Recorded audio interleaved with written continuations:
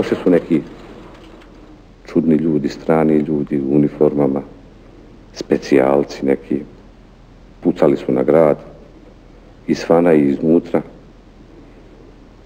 blokirali su zgradu, bili smo u nekakvoj vrsti opsade. Mogli smo izaći, ali uz strogo kontrolisano, uz dozvole, uz pretrese, tako da praktično ništa nije moglo ni da se unese u kuću, ni da se iznese iz kuće.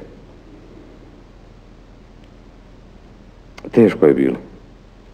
Teško je bilo. Gledali smo se nekako poprijeko, ja ne znam.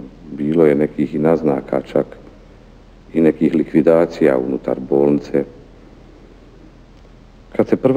Kad sam vidio prvu snajpersku pušku kako vojnik je nosi na krov,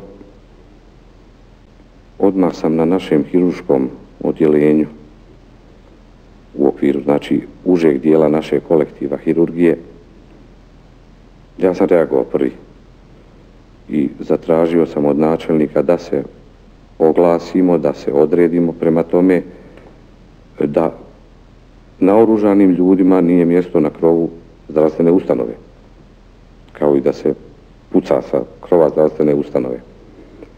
Otišli, bilo je to prihvaćeno na našem hirurškom kolektivu, stvarno ne mogu reći ništa, i otišli smo kod direktora, našeg tadašnjeg načelnika, tada se to zvao, doktora Taušana. Međutim, on je samo rekao, ne znate vi ništa, nije to tako, nemojte se vi petljati u to, ostavite to i